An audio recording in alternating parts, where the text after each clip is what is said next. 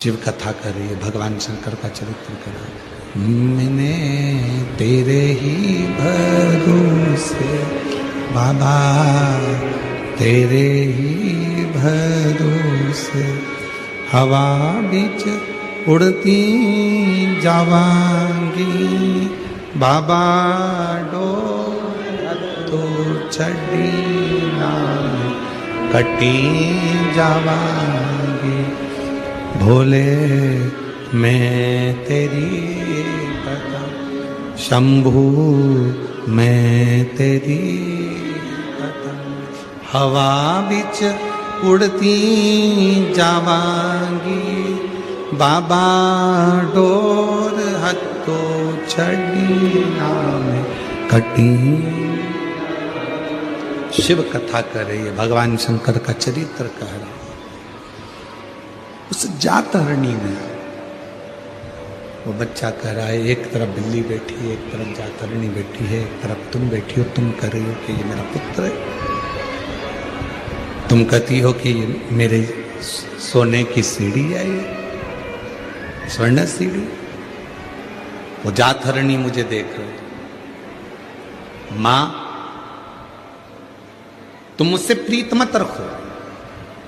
वो बच्चा कह रहा है अपनी मां वरवरणी से, तुम मुझसे प्रीत मत रखो, मैं तो कुछ दिन का हूं, थोड़े से दिन मेरे हैं जीवन के, मुझे थोड़ा सा दिन मिला है जीवन, मेरी थोड़ी सी जिंदगी है, जितना जी लूंगा जी लूंगा।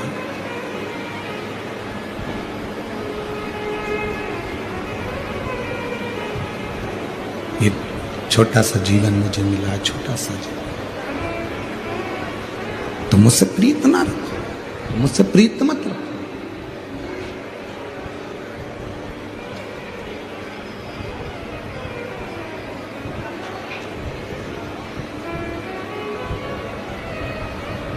थोड़ी देर बाद एक ये बालक वरवरणी का और एक कपिल देव जी महाराज। कपिल देव जी महाराज ने भी अपनी माता देवहूति को ज्ञान दिया था, और वरवरणी का जो पुत्र हुआ है आनंद, उसने भी अपनी माता को ज्ञान दिया था। देवहूति को जो ज्ञान मिला था, उस देवहूति ने उस ज्ञान से अपने जीवन को सार्थक कर लिया।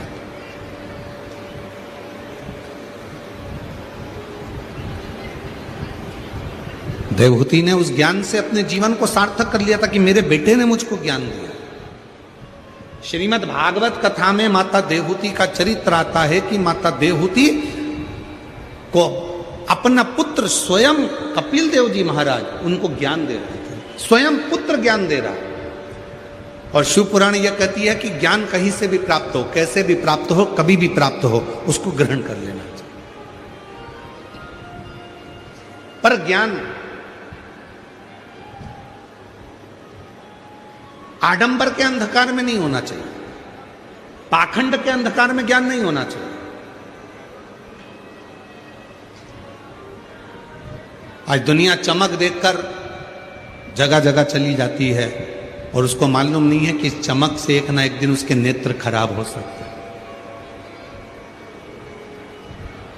क्यों किसी आडंबर में फंसते हो, क्यों किसी पाखंड में जाते हो? जब राम कथा में माता कौशल्या जी ने राम जी के लिए भाग्य पूछा था, तब शंकर भगवान ने मना कर दिया था कि मैं किसी का भाग्य नहीं बताता, मैं भाग्य बताता नहीं हूं। शंकर जी ने कहा था मैं भाग्य बना देता हूं पर बताता नहीं। जब माता यशोदा जी ने भगवान शंकर से पूछा था कि मेरे पुत्र कृष्ण का भाग्य बता दो, तब भगवान शंकर ने कहा था मैं किसी का भाग्य बताता नहीं हूं, मैं भाग्य बना देता हूं। शिव भगवान शंकर की शिव पुराण, भगवान शंकर पर चढ़ाया गया एक लोटा जल, भगवान शंकर का भजन, भगवान शंकर का स्मरण, भगवान शंकर की कथा, भगवान शंकर का मंत्र जाप, श्री शिवाय नमस्तुभ्यम, ओम नमः शिवाय, नमः शिवाय। ये तुमको भाग्य बताएगा नहीं, पर भाग्य तुम्हारा बना देगा। ये भाग्य बनाए।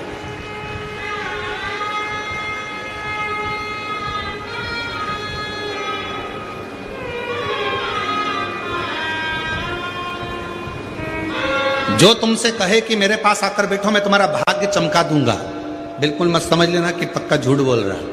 जो तुमसे बोले कि मेरे पास आना मैं तुम्हारा भाग्य बना दूंगा, समझ लेना झूठ बोल रहा है। कहीं मत जाओ, सारी समस्या का हल एक लोटा जल। जम के बोलो, सारी समस्या का हल। जब सियोर वाला बाबा इतना डंका पीट पीट के कह रहा है कि कहीं मत जाओ, एक लोटा जल चढ़ाओ, तुम्हारी किस्मत तुम्हारा भोलेनाथ बना देगा, कहीं मत जाओ, अपने घर के मंदिर में जाओ, अपने घर के पास के मंदिर में एक लोटा जल चढ़ाने जाओ, कहीं किसी चुंगल में मत फंसो, किसी के आडंबर में मत फंसो। क्यों फंसो? और फिर मिलते हैं वो नासिक जैसा महाराज, फिर मिला वो ऐसा भाग्य बताने के चक्कर में ना जाने कितनों की जिंदगी को बर्बाद कर कर बैठ गया।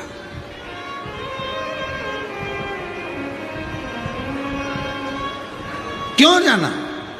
क्यों आडंबर में फंसना? क्यों पाखंड में फंसना? एक लोटा जल सारी समस्या का हल। जब दुनिया का हल, राम जी महाराज सेतु पर चढ़ाई, सेतु बांधना चाहते हैं, लंका पर चढ़ाई करना चाहते हैं, तो मेरे राम जी ने एक लोटा जल चढ़ाया, शिव जी को राजी करा, लंका का राज्य पाया। मेरे भगवान कृष्ण के घर में जब 16,108 रानियां थी, संतान का सुख नहीं हुआ, तो गर्गाचार्य बाबा से पूछा कि मैं क्या करूं जिससे मुझे संतान हो। गर्गाचार्य बाबा ने कहा शिव जी की साधना करो, एक लोटा जल चढ़ाओ। एक एक रानी के साथ में 11-11 दिन तक बैठकर भगवान कृष्ण ने 16,108 रानियों के साथ बैठकर शिव जी की साधना करी, और उनके घर में 1,77,186 बच्चे हुए। शिव की कृपा से, शंकर की करुणा से, शिव की उदार, शंकर की साधना से।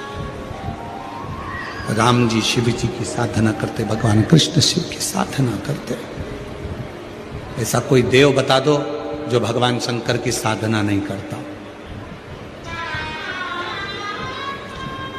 भागवत पुराण, अग्नि पुराण, नर्मदा पुराण, पद्म पुराण, जितनी पुराण उठाकर देखना सारी पुराणे उठाकर देखिए, और जितने चरित्र उठाकर देखना उतने चरित्र उठाकर देखिए। कोई एक देवता का नाम बता दो जो शंकर भगवान के शिवलिंग की पूजन नहीं करता हो।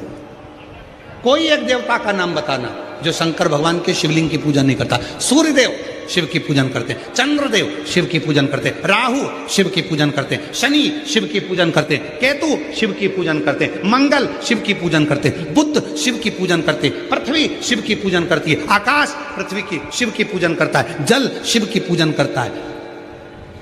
20 लाख योनि, 84 लाख योनि में से 20 लाख योनि वृक्ष की है, पत्तियों की है, पौधों की है, इन पौधों की, इन वृक्षों की है 20 लाख योनि। ए भाई, खींच खींच के बोलना पड़ रहा है, कब तक खींच के बोलेंगे, गला दुख रहा है।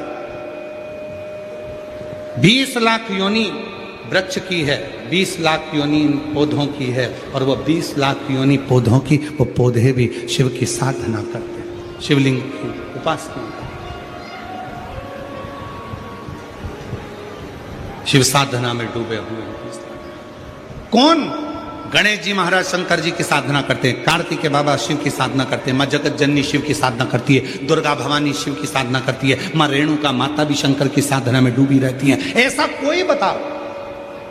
सप्तशृंगी माता शिव की साधना करती है, माँ विजासन शिव की साधना करती है, माँ जगत जननी शिव की साधना करती है, माँ सरस्वती शिव की साधना करती है, ब्रह्मा शिव की साधना करते हैं, विष्णु शिव की साधना करते हैं। ऐसा कोई इंद्र शिव की साधना करते हैं। ऐसे कोई देवता, जो देवता शिव की साधना ना करता हो उसका नाम बताओ, जो शंकर के शिवलिंग की पूजन नहीं करता।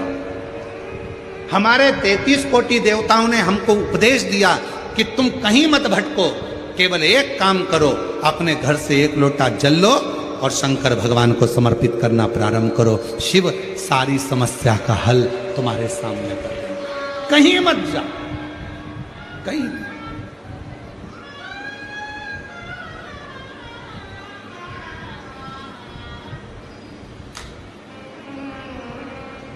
तुझ में राम, मुझ में राम, सब में राम समाया है, जित देखो उत राम की ही माया है। सब में राम समाया, कोई अलग, सब में। जहां देखो वही राम। सीहोर कौन कौन गया? हाथ उठाओ जरा। कुबेरेश्वर धाम गए हो आप लोग? वहां क्या कहा जाता है? कंकर शंकर। क्या कहते हैं? कंकर शंकर। वहां यह नहीं कहा गया कि कोई इंसान शंकर है, वहां यह नहीं कहा गया कि कोई बाबा जोगी सन्यासी शंकर है, वहां यह कहा गया कि कंकर शंकर है। आप कंकर को उठाओ, पूजन करो, शंकर माना, पूजा लेकर अपने घर आ गए। वो कंकर को शंकर मान गए, कंकर को शंकर। फिर ना कोई विचार, ना कोई सोच, ना कोई दृष्टि।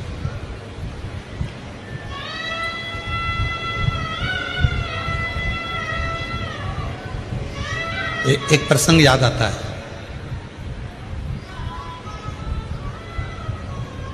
एक लड़का एक लड़की से कहता है, मैं तुझसे इतना प्रेम करती हूं, इतना प्रेम करता हूं, मैं तुझे इतना प्रेम करता हूं कि हर जगह जिसे देखूं मुझे तू ही नजर आती है।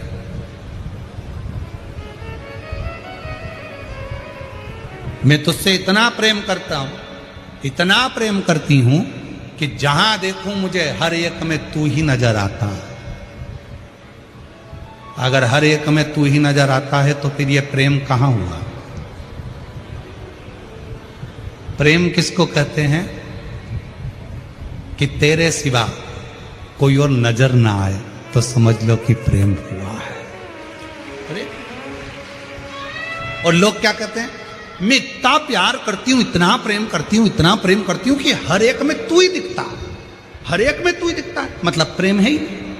प्रेम होता तो तेरे सिवा और कोई ना दिखता तो समझो कि प्रेम हुआ है, तो समझो कि प्यार हुआ।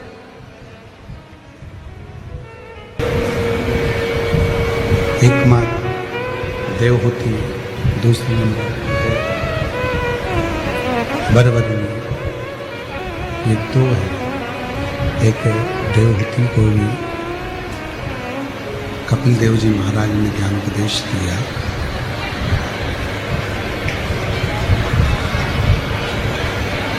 और वरवर्णी को भी उसके पुत्र ने ज्ञान उपदेश दिया।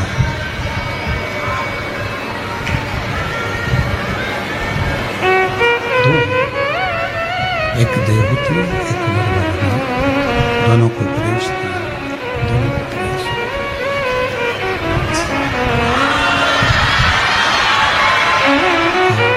दोनों को जो उपदेश दिया, देवहूति ने तो उपदेश को, देवहूति माता कपिल देव जी महाराज के उपदेश को शंभु शरण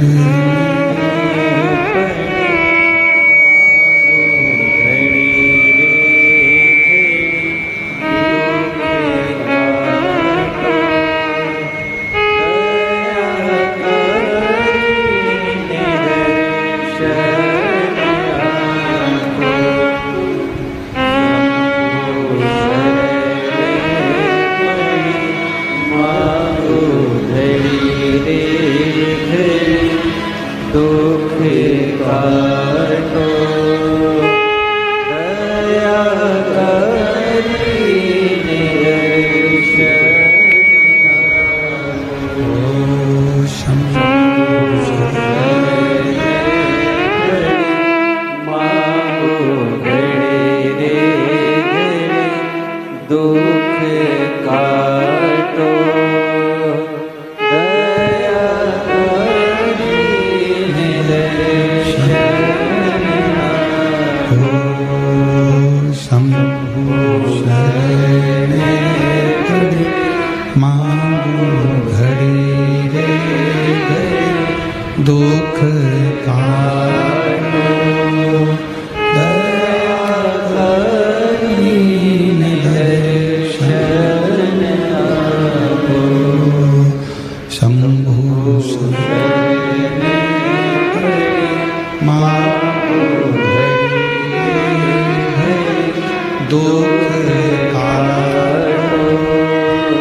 दया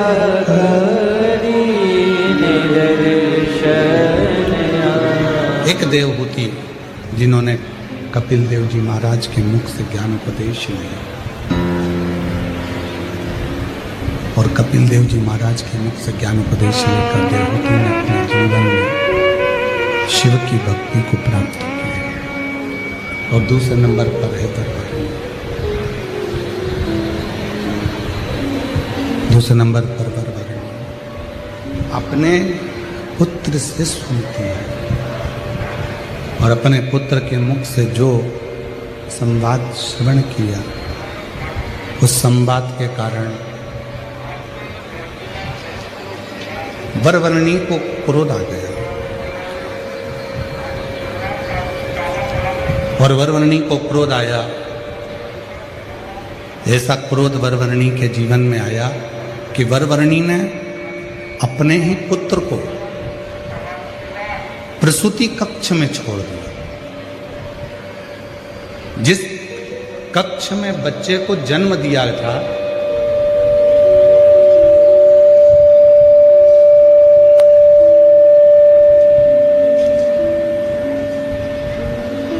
जिस कक्ष में बच्चे को जन्म दिया था, उसी कक्ष में अपने पुत्र को छोड़ दिया। क्यों? क्योंकि वो बच्चा उपदेश दे रहा था। अब दो उपदेश का क्रम शिव महापुराण कथा कह रहे हैं। एक है माता देवहूति के लिए कपिल देव जी महाराज का उपदेश, और दूसरा है वरवर्णी के लिए आनंद का उपदेश, वरवर्णी के पुत्र आनंद का उपदेश। दो उपदेश।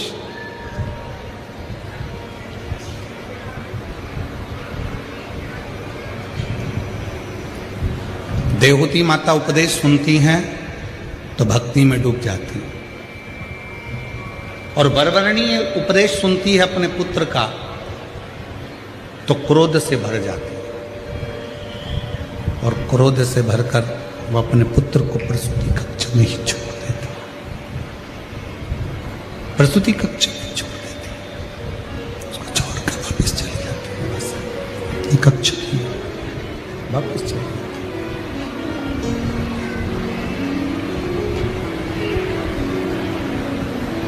जब जैसे ही वरवर्णी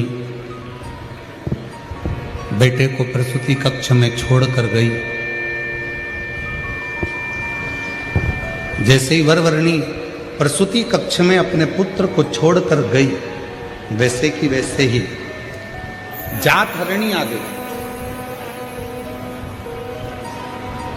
और वो जात हरणी जिसको वर था 3 स्थान से बच्चों को बदलने का, एक स्थान से लेकर जाती थी, दूसरे जहां बच्चे का जन्म हुआ था वहां रख देती थी, और वहां के बच्चे को उठाकर तीसरी जगह ले जाती थी, तीसरी जगह रखकर उसका भोजन कर, तीसरी जगह के बच्चे को उसको खाना था, उसको वर